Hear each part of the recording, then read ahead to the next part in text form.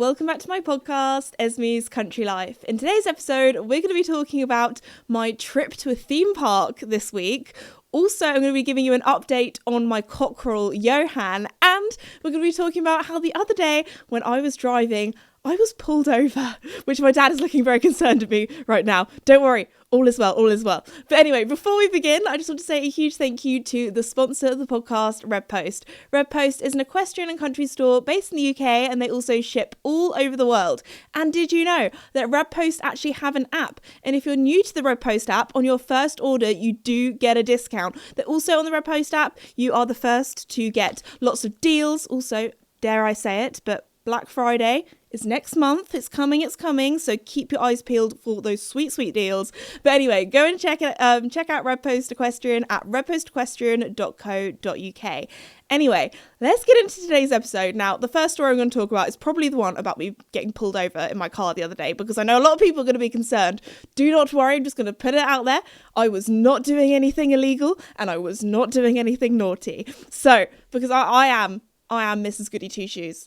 I do not do anything dodgy, just putting it out there. Anyway, I don't know if that makes me sound more guilty. Anyway, I was driving along the other day. It was a lovely Saturday actually. It was a Saturday afternoon. Went and did my big weekly shop because, you know, adult life, you've got to go and get your groceries, get your shopping, get your food. Anyway, so I was driving back home on the country lanes. Now, some people, when they think country lanes, they think, let's drive really fast. I am the complete opposite. I am thinking country lanes, that's where horse riders are. That's where, people are walking their dogs. That's where, cats, barn cats and things, they're just, walking around.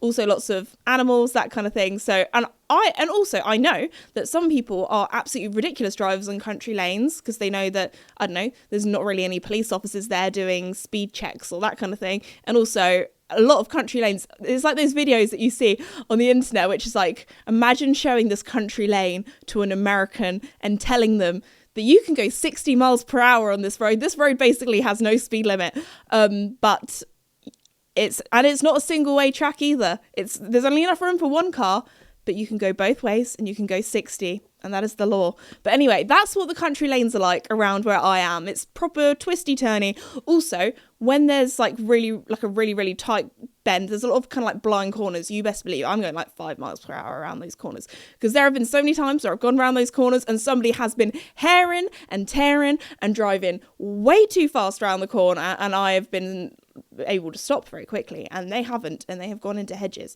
Anyway, so back to the story. I'm driving along nice and carefully and nice and cautiously around my little country lanes. I know these back lanes really well, but still driving nice and carefully. Never go basically over 30 around those country lanes, just in case. But anyway, driving along. And then what happens is I see some people and they're stopped in there outside their car. It's a mum and two kids. And I'm like, oh, that's a bit weird. Don't know what they're doing. The kid was literally standing kind of blocking off this lane. I was like, I don't really know what's happening here. Maybe it's some sort of scavenger hunt or some sort of family thing going on, or some sort of, you guys know me, I always get stuck in some sort of running race, some sort of cycling race. It just happens to me. They're attracted to me. Anyway, even happened the other day. I can't remember if I told you the story or not, but we went up to my uncle's and we were driving along, and we got stuck in this cycle race. Anyway, moving on. Back to the story that I was saying. You guys know me. I love to go off topic on this podcast. So I'm driving along and I thought, oh, that's a bit weird. But anyway, carry on going nice and slowly just in case, something happens. And then I see these two girls and there's this big rope blocking off. So we have a triangle where you can go 3 different directions. And they're blocking off one of the directions. And I thought, oh, I've been stopped. I've been pulled over. They were kind of waving at me to stop my car, and obviously I was stopping because they had a big rope in the middle of the road, and I was like, I don't think they're going to be doing skipping or anything like that. I don't know what they're doing, this big rope. And then suddenly, a few seconds later, so obviously I stopped my car and I put my hazards on because I'm like, this is a bit dodgy, what's happening. At first, if they weren't 2 young girls, I would have thought, is this some sort of am I some sort of heist? Do they know that I'm coming this way? I was getting a bit paranoid. I was like, I don't know, if this was in a foreign country, I'd be freaking out because I'd be like, oh my gosh, are they stopping my car on purpose? Are they going to hijack me? What's happening? I was like, no, you're in a little village in the south of England. I think you're going to be okay. But anyway, stop my car, put my hazards on, and then suddenly a herd of cows start charging towards me and my car. Luckily, the lane was big enough that they could go around the other side of me, and I was kind of like pulled up on the verge. But what was so funny, these cows were absolutely charging. They were herring around this corner, and suddenly you could see the realization on the cows' faces that my car was there. And obviously, my car had my hazard lights on, so they were like blinking away, flashing away. And then suddenly all these cows just suddenly just stopped, put the brakes on and spooked at my car, and they were like, whoa, what's this? What's happening here? So this, I feel like this is the ultimate like Esme's country life story, because it is the most country life kind of thing that only happens in the countryside. So anyway, I got pulled over the other day because I was in the middle of a cow crossing. So that's what that family out there were doing, like blocking one of the entrances to one of the roads with their car. They were stopping the cows from going there because they were herding the cows on the road from one paddock to another. So there we go. That was my little story of the week. Well, I've got many stories to tell you. But I was not expecting to get caught in a cow crossing. So for this week's comment of the week, let me know, what's the weirdest thing that you've had to stop your car at? Because obviously there's a lot of things that you have to stop for genuinely, like stopping at train tracks, and I don't know what it is, but I always get really excited when you have to stop at train tracks. And we do a thing in my family where we always have to guess which side the train's coming from, and it's also, you get bonus points. We play a little game if it's not a normal train, if it's like a train that has like coal or I don't know, shipping containers stuck to it, or like random things like that. I don't know, I'm not a train nerd, but I get quite excited looking at trains. I don't know, maybe that's just me. But moving on, while we're talking about comment of the week, we need to get to comment of the week, because you guys sent me a lot. Also, if you're new or haven't done so already, sorry, I'm doing my little YouTube outro here, don't mean to, but a lot of you that are listening aren't subscribed or aren't liking.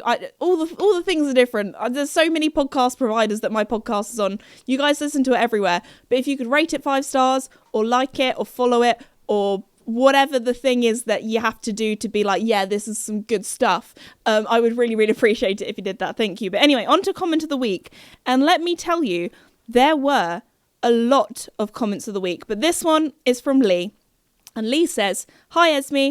Oh no, wait, I've just checked the bottom. It's actually from Joy. Joy is using Lee's account. So Lee and Joy, hey, thanks for comment of the week. Anyway, they say, "Hi Esme, in my family we pronounce..."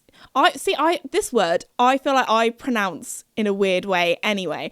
I feel like it's one of those words that a lot of people pronounce it differently. But the word is gilet. Gilet, when I say it, it sounds very posh. Because isn't that like how the French say it? Do they say gilet? Is it a French word? It sounds like it's French. A lot of English words are from France because of, you know, being invaded by the Normans. But anyway, that's your little history lesson for the day. But anyway, and she says, or they say, they pronounce gilet as gillets, which, as someone who's dyslexic, the first time I read it, I thought it was pronounced gillets as well. Makes me think of giblets. Anyway, we have no idea why, but the name stuck. So in last week's episode, I was talking about what's something in your family that everyone just pronounces wrong, or everyone calls it like a weird name, and for some reason it's just stuck in your family, and only your family kind of talk about it. Because and anyway, the comment continues, so let me read the rest of it. We also call my sister Bethy Bops. I feel like everyone has like weird nicknames. I'm not going to tell you my weird nickname, because if not, everyone will start calling me that weird nickname. And I find it weird because only my family call me that nickname. And if other people start saying it, it feels weird. I don't know. Does anybody else have that? Moving on. Because we have a cat named Bobby, and that we got at the same time that she was born. Oh, that's really sweet. Listen to this podcast on my way back from shopping for my autumn winter wardrobe. Oh, very nice. And about to fill my bullet journal with my Halloween sorry, we'll do a little cut here because I'm so bad at reading. And I'm about to fill in my bullet journal in my Halloween Highland Cow pajamas. Thanks. Love from Joy. Joy, I feel like we would get along well because, number one, Highland Cow pajamas. Oh my gosh, I want some Highland Cow pajamas. That sounds very, very cute, to be fair. I was looking at some pajamas with Dalmatians on the other day, which I was very tempted to get. Anyway, moving on. But yeah, I hope you... Oh, and she has a bullet journal as well. as you guys know, I love journaling. I love scrapbooking. So that was a very, very cool one. This next one I thought was quite funny. Let me see if I can find it. Where is it? I did screenshot this one because when I do comment of the week, there's obviously like the top comment, but as you guys know, I like to do a bonus comment as well. So this one is, I am really going to pronounce your name badly. I apologise in advance. Sabrin. Saebrin. Sabrin. Whatever your name is. I hope you're having a lovely day. And you get one of the comment of the weeks. Because this made me chuckle. And it just says, I don't know what I like better. The toilet adventures or the half asleep Esme stories. Love this pod. It is a must have in my routine. And then a little red love heart. So thank you very much, Sabrin, for that comment. I just want to say, I promise I don't always, if you're new, I don't always talk about toilets. Actually, it's been a hot minute. It's been a little while since I talked about toilets. I don't know what it is, but public toilets is often where I have my most embarrassing moments that I share with you all. But yes, there is a lot of half asleep Esme stories. Last week there was a very funny half asleep Esme story. But anyway, let's move on because next up we're going to be talking about theme parks. Now, I actually, on the day of recording this podcast, it was yesterday that I went to Thorpe Park. Now, if you didn't know this about me, I love theme parks. I am that person where you're like, do you want to go on the biggest, scariest roller coasters? And I'm like, yes, absolutely. So much so that my grandparents actually used to live in Derbyshire, which is very near a theme park called Alton Towers. I feel like all of the people that are British listening to this will know the theme parks, but I'm going to try and best describe them to all of you because I actually cannot believe I don't think I have actually talked much about theme parks on my podcast, because if you did, it is one of my special interests, let me just tell you. Back in the day, okay, does anybody else have like, not a guilty pleasure, but just like they get onto a weird side of, actually, to be fair, a lot of people will probably say my videos is a weird side of YouTube or maybe a guilty pleasure, but anyway, moving on. Does anybody else just suddenly get sucked down like a wormhole on YouTube of just like a random topic or a random thing that you're really not that interested in, but somehow you've just become absolutely obsessed? That is me 5 years ago with roller coaster videos on YouTube. Now, I'm not talking like me and my brother, we used to watch a lot of POV, like sitting on a roller coaster videos and like talk about all the theme parks we would want to go to. But I'm talking, I would watch, there's this, I can't remember what it's called. I'm going to give you all a recommendation now. It was, I think it's called I'm going to have to search this. It's been a hot minute since I've looked. I'm going to have to search this up because if not, if I say the wrong channel name, I feel bad. I'm giving this person a shout out. I think it's called We'll do a little cut here. Here we go. I found it. It's called Expedition Theme Park. They've got 300k subscribers, so they're a bit of a niche channel. Literally, I went through a phase where all I watched was their videos for at least like a 3-month period. And they basically do backstories of lots of theme parks. So there's a lot of theme parks that are now abandoned or are now no longer in use. And they talk about why they like ran out of business or what the theme park was like before and show like what the ride was like before it was abandoned versus now. They also do like a history on all the rides, about how they were built. I don't know, just really nerdy stuff. Like, for example, one of the most famous rides at Alton Towers is called Nemesis, and there's one like episode all about Nemesis, and it's all about the story and like, I don't know, the backstory behind the roller coaster and how they came up with all the ideas. Anyway, I love that stuff. I could chat to you about theme parks all day. Now, controversial. So in the UK, there are 2 major theme parks. Actually, I'm quite excited for it, but there is going to be a Universal park in the UK at some stage. They are currently building it, so I'm intrigued to see what that's like. But anyway, there are 2 main ones in the UK.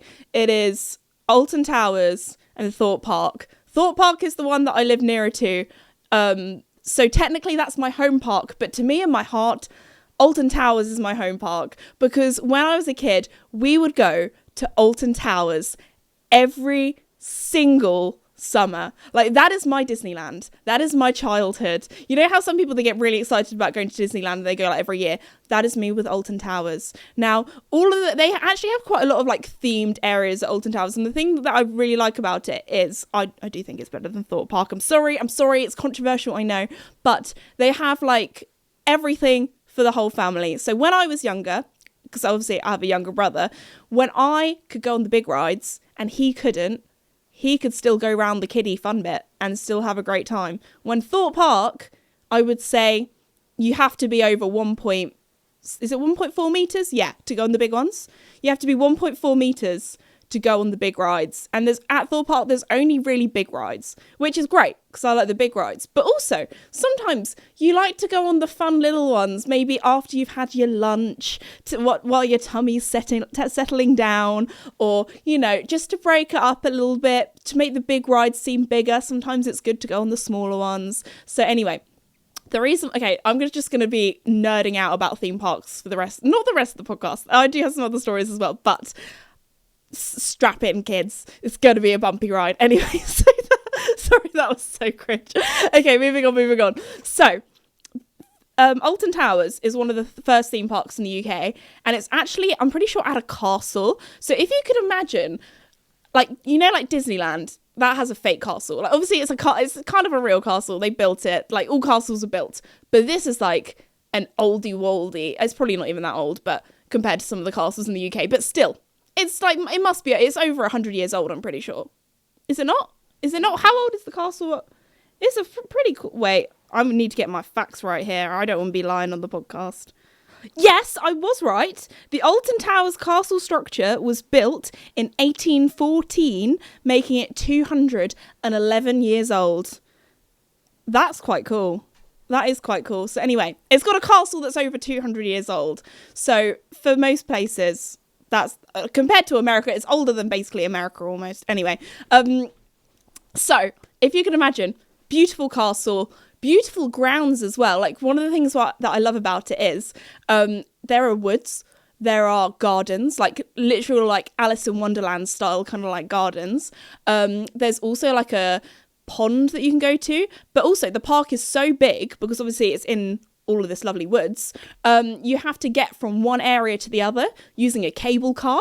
Now, I'm not gonna lie, get me on the Smiler, get me on all the big rides, but there is something about cable cars that freak me out a little bit. I think it's because on a ride, you're properly strapped in, you feel nice and secure. On a cable car, you're in a wobbly swinging box. And my dad, every time we would go to Alton Towers, was try and swing it. And I think maybe that's why I'm a little bit traumatized by cable cars. Because especially if it's like, you know, we're talking about England here, which is often windy and rainy. When you're in a cable car and it's windy and rainy, anyway, it's called the Sky Ride. Also, it's such a big park that you have to go on a little monorail before you even get into the park, just to get you from the car park to the actual park. And I would always be very excited about what monorail kind of we would go on, because they're all themed, and I'd always really want to go on the cow one or the strawberry one. If you know, you know. So anyway, one of the rides, the reason why I wanted to tell you the story is because one of the rides at Alton Towers is called 13, which actually might be one of my favourite rides ever. Now, it's not a super big loop-de-loop roller coaster. I'm pretty sure you can be 1.1 meters and still go on it. So there's a lot of like kids that are like shorter that go on this ride. And you're not like properly like strapped in, because obviously you don't go upside down. So you just have kind of a lap bar over you. Now, for some context, my brother, I think, was at the stage where he wasn't 1.4 meters yet. He couldn't go on the big boys, but he could go on this one. And we went to Alton Towers as a family of 4. So back in the day, me and my dad, me being the older child, would go on all the big ones. My brother and my mum, they would go to I think they had like a CBeebies land. I don't know if they still have that, but it's like a kids kind of area. I think before that it was like a farm themed area. Anyway, they had like soft play, all that kind of stuff. Anyway, so it was at the stage when my brother was starting to go on slightly bigger roller coasters, not the big ones, but like the medium sized ones. And we were like, Mum, you have to come on, because Max needs someone to sit next to and I need to sit next to Dad. Like, that was kind of like the rules. So my mum was like, okay, I'll go on this roller coaster, because she thought, oh, it's only a little one. It's only like 1.1 meters. It doesn't go upside down.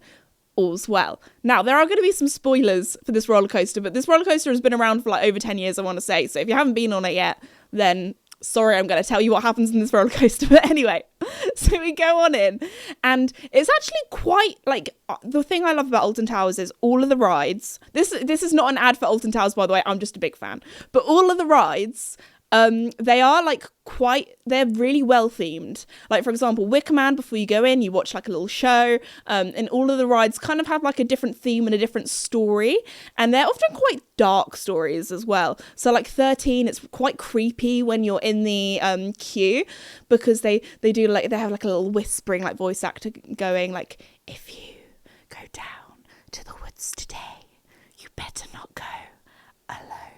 And it's like really freaky, and every time I go in there I just get really excited. Like, part of the excitement is being in the queue and just the theming.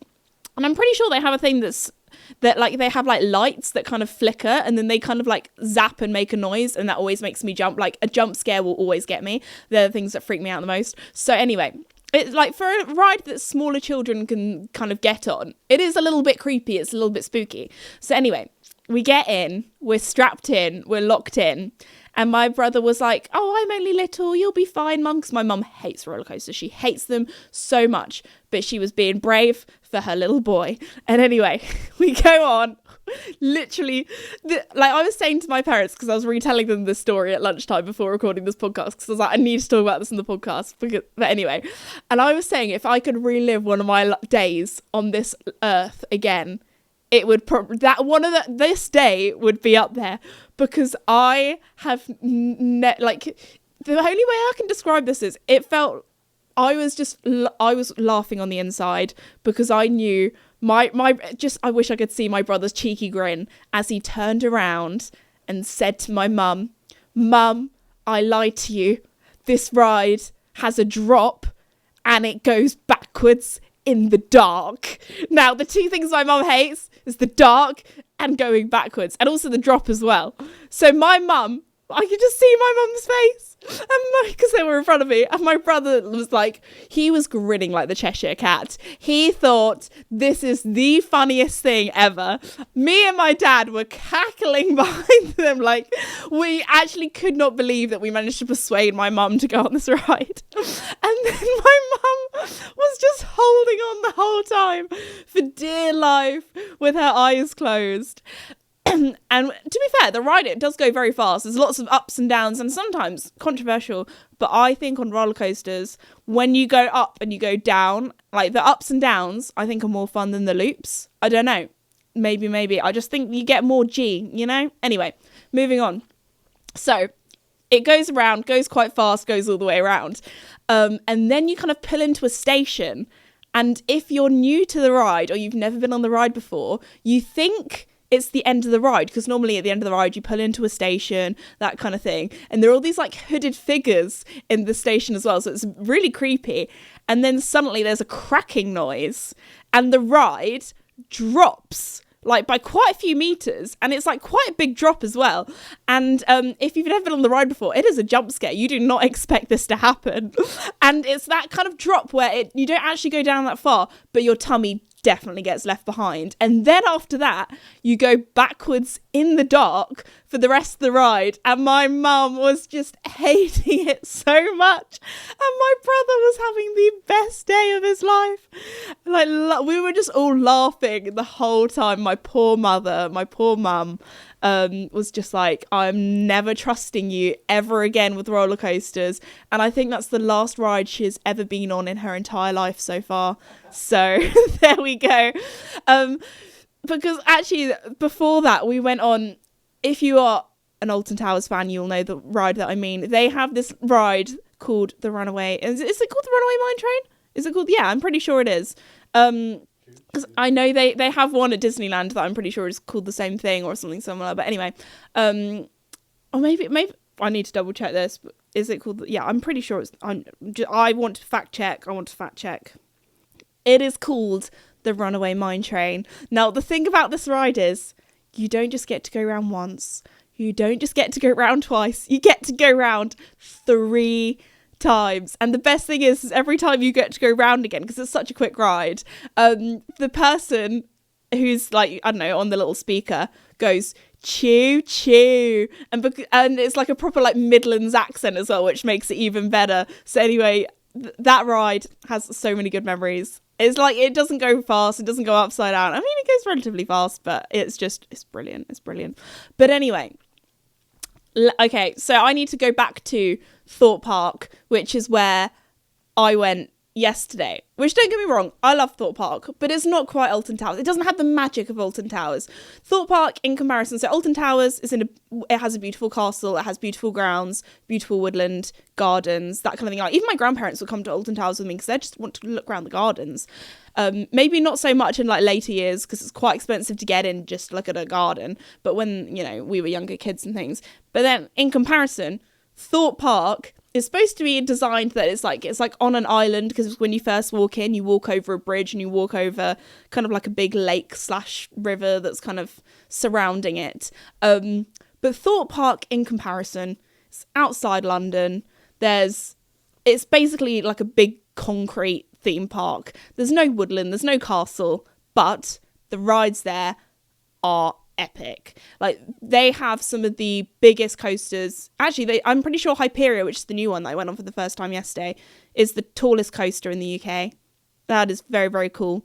It has Colossus, that used to have the most loops, but it's now been overtaken by 13, which is the Alton Towers one, which back in the day, I used to think obviously the two parks might have had a bit of rivalry, but they actually are owned by the same group, which is Merlin, which I remember as a kid. It was the year that me and my brother both became 1.4 meters. We were tall enough to go on all the big rides.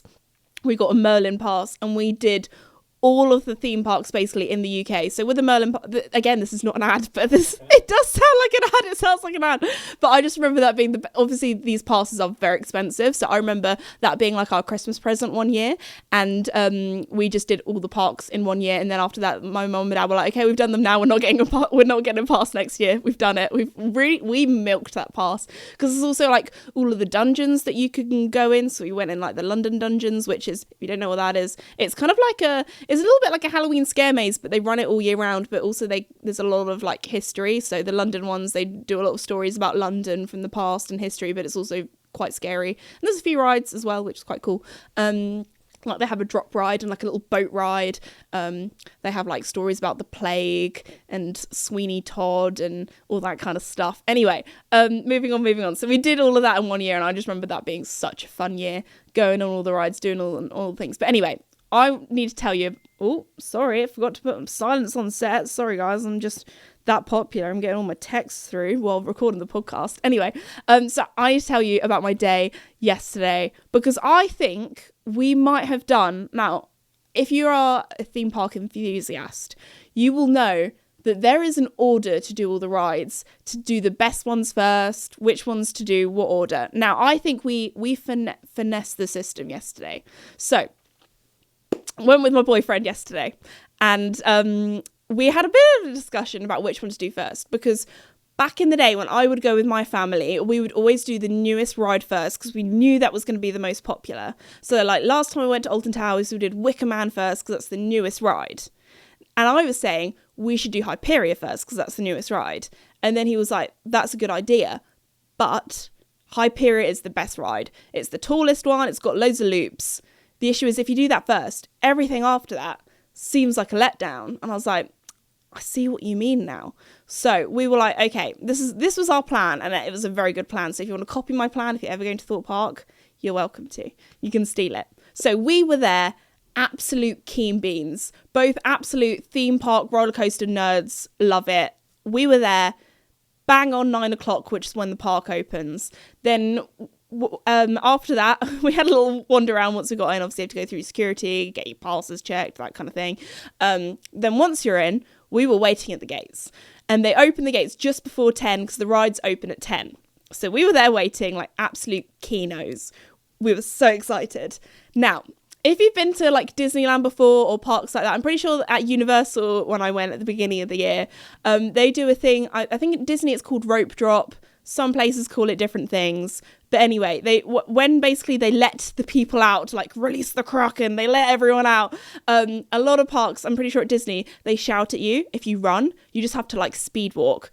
Thorpe Park, No rules, nothing. People were running for their lives. They were running as if they were going to go and save their firstborn child. People were absolutely legging it. Now, I just want to say, I am a speedy runner. I am very fast. But my man's got longer legs than me, so don't worry, I managed to keep up with him. I was like so determined. I was like, I'm not getting left behind. Also, he was checking to make sure I wasn't getting left behind as well, because we were running with there are all these children, all these people running. Anyway, and obviously all these people that were running were super kenos as well, so they were like prepped. And halfway through my little run, I was thinking, I should have done some stretches before this. I'm gonna hurt myself. Like, that's when you know you're getting old. I was like, I don't like this. Anyway, and also, as you guys know, I'm quite an active person. I do my high rocks classes, I go for runs, but I'm not used to sprinting. Like, this wasn't just a 5k jog where you pace yourself. This was a sprint. And a lot of it was up a hill as well. So anyway, we sprinted over to Saw. Now, Saw is the ride that we went on first. It's probably one of my favourite rides because it's the only ride that really freaks me out. The thing that really freaks me out is, number one, it's like quite like scarily themed, and the first bit is in the dark. Do you know what really gets me? When rides use air, when they use like air to like spray at you and it makes that like sudden loud like psh, like kind of noise. That really gets me, and obviously the ride has that. I actually remember me and my friend back in the day, I think we were in like year 7 at school, so we would have been like 11 or 12. I remember when we went to Thorpe Park together, we knew that Jigsaw, who's like the little creepy clown looking thing on a tricycle. I mean, I haven't personally watched the Saw films because like, I don't know, I've never really watched many horror films apart from on a plane. For some reason, I always watch horror films on a plane. But anyway, I've never watched the Saw films because they just sound kind of gory. And anyway, not my cup of tea. I remember when we were younger, we let this couple go in front of us in the queue. So they had to sit on the side where Saw was going to be, and we didn't have to sit on that side. It's on the right-hand side if you wanted to know. But anyway, me and my boyfriend, we sprinted over to the Saw queue, got in there first, and we were the first people on the ride, and we got to go in the front. Now, theme park nerd here. The reason why we wanted to go on this one first is because Saw, like the train or like the cart, it doesn't let many people go on at once. So the like throughput, this is sounding really technical now, I sounded like an absolute expert when I'm really not, but the throughput for that ride isn't much. So often the queue gets long quite quickly just because not many people can be on the ride at once. So we went on that one first. Then after that, we went to the controversial worst big ride at Thorpe Park, and that is Nemesis Inferno. Now, the reason why I'm saying that is because Nemesis at Alton Towers is just so much better. So yeah, Nemesis at Alton Towers is like the hotter older brother, the original, and then Nemesis Inferno is just like the younger brother that's like a wannabe but is never quite as good as the older brother. Do you know what I mean? Anyway, moving on. So we went on that one next, which, it has loops, it's fast, but there's nothing special. There's not like a big drop or a big thing that you get super excited about. It's just kind of average. So I feel like people are going to get really angry at me for saying that. Then after that, yes, we went to Colossus, which is a great ride. It used to have the most loops in the UK. Obviously, it's been overtaken now. I think it's got 10 loops. And there's a little corkscrew at the end that's quite good for fun. But that coaster, it's great, but it's an old one. It's been around for a while. It's a little bit rattly. See, it's not sounding like an ad now because I'm chatting bad about the coasters. But this one, it's been around for a long time and it's just a little bit rattly. So I'd be careful with what earrings you wear because they will be getting spiked into your skull. But anyway, Colossus is great fun, but it's just a bit rattly nowadays. So, and also compared to Hyperia, which is next door, it just looks a little bit small. Anyway, so moving on. So then after that, we did Rush, which Rush don't think I've ever been on before, which I don't like spinny roller coasters that properly like spin you around, make you feel ill. That's not for me. If it's got a train, then normally I'm all right. Like, don't get me wrong, I like the loop-de-loops. But if it's just one that you get in and it's just shaking you around, that's not for me. So I was a little bit nervous. I was like, are we sure we want to do this one? Basically, it's like a big swing. You just go up and down and up and down, and it doesn't actually go upside down. So I was like, that's fine. Was okay on that one. Not gonna lie, we did, 4 coasters by 10:30 a.m. As I said before, the first coaster runs at 10. Oh my gosh. By that point, I'm not gonna lie, I started to feel a little bit travel sick. Now, for some context, I was at this point also on antibiotics for my chest infection, and they can sometimes make you feel a little bit ill. And to be fair, the day before I did feel a little bit ill on them.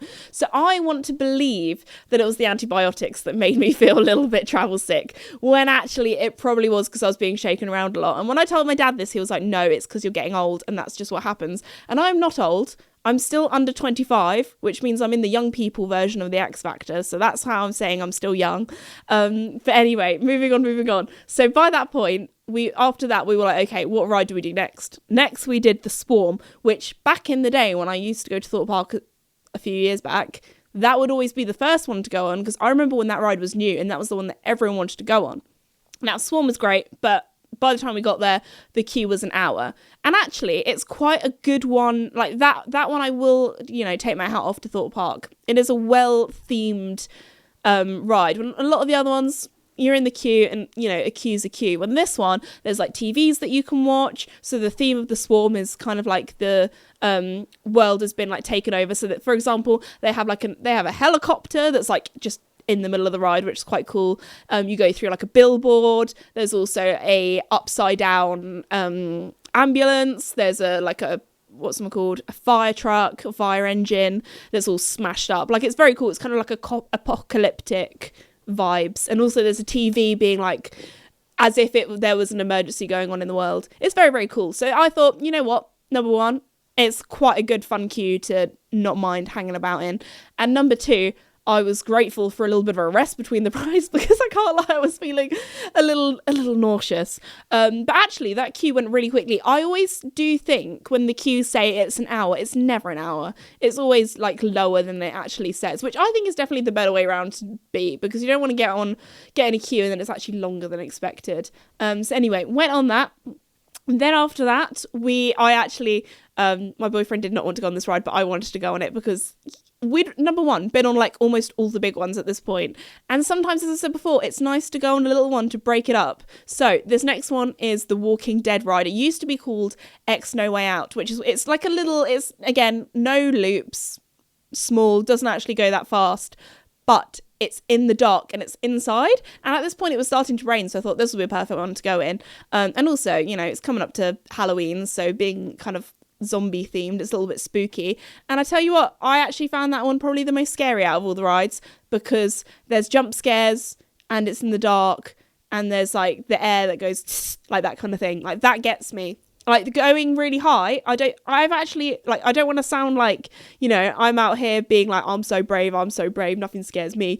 But being really high up doesn't scare me. I think it's because I've had so many adrenaline rushes in my life where I've been on a horse that's been super spicy or excited, or have fallen off a horse and hit the dirt. Like, that's an adrenaline rush. Being on a roller coaster where you feel very safe and strapped in doesn't do it for me. I mean, my dad is very scared of heights, so it probably does do it for him, but I think I've lost my fear of heights, which I'm sure is one of the like fears that you're born with. Like, maybe if I was doing like what's it called, where you're kind of monkeying around in the trees, where you're strapped on like zip wiring, that kind of thing, I think that would still scare me actually. But being on roller coasters don't really, to be fair, Hyperia was actually very high up. But anyway, after that, we went on the Detonator, which is one of those ones which goes very high up and then drops you down. That one got me. That one, it's like when they do the countdown, it freaks me out a little bit, because it's like that anticipation of having that like feeling where your tummy gets left behind. Unfortunately, my favourite one's Stealth, which goes super, super quick. It's like 0 to 60 in like 3 seconds, I want to say. And it goes really high up and just goes up and down, which some people say it's boring because it literally just goes up and down. That one always gets me. But unfortunately, it was too windy or rainy. It just wasn't working like the whole day. So that was very sad. And then last but not least, we went and had some lunch, and then we went into the Hyperia queue. Now, did we queue for Hyperia for almost 3 hours? Yes, we did. Because number one, we were like, it's fine, we'll queue for a long time because we'd had some food. That definitely gave my tummy a long time to settle, I'll tell you that. But also, unfortunately, because it was raining, I think they kept having issues where it was working and then it wasn't working. So like the thing would come on and be like, sorry, it's not working. And then when it would come on the speaker and be like, okay, everybody, it's working now, everyone would cheer, which was great fun, proper kind of British culture.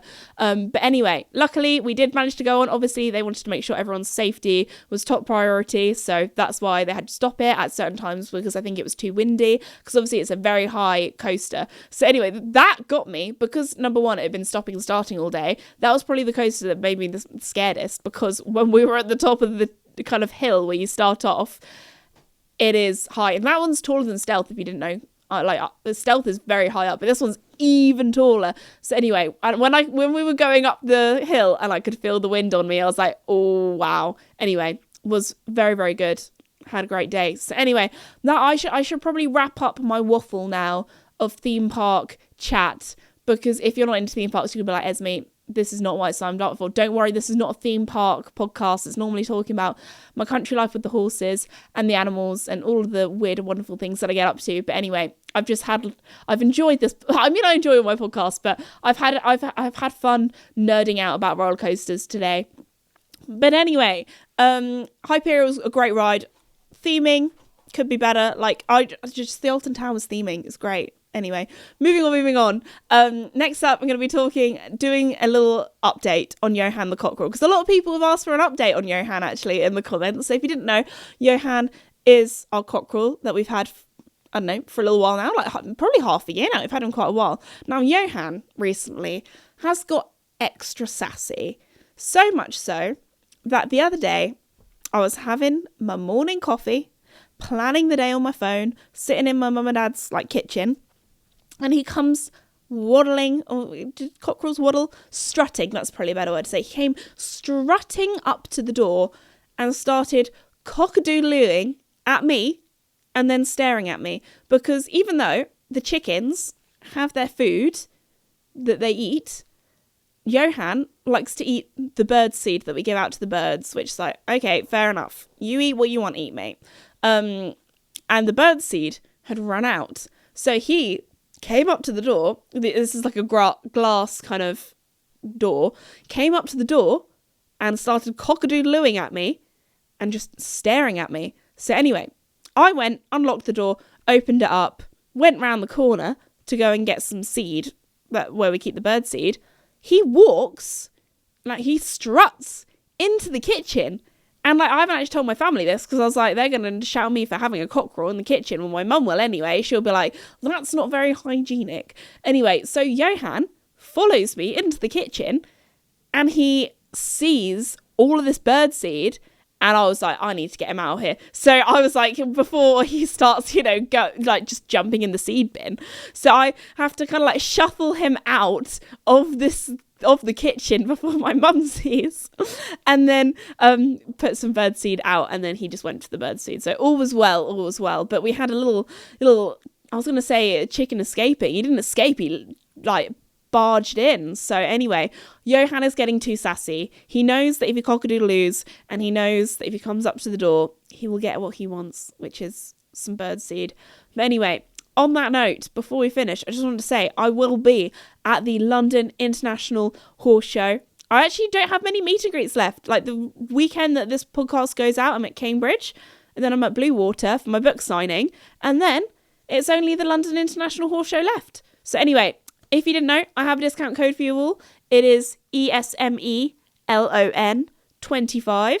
4 tickets on certain tickets available only. So if you haven't got your tickets yet, use my discount code. I'm going to be there on the Friday and also the Saturday, and I'm also going to be in the Lemure Masterclass on the Saturday, which I'm very nervous for, but also excited. So if you want to see me make a fool of myself, go on the Saturday.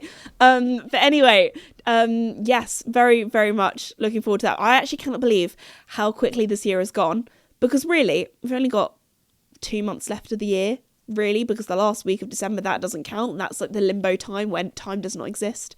But anyway, before we finish, I just want to say a huge thank you to Red Post for sponsoring the podcast. Also, go and download the Red Post app. Get that extra discount on your first order. And I'll see you all next time. Thanks for listening. Bye.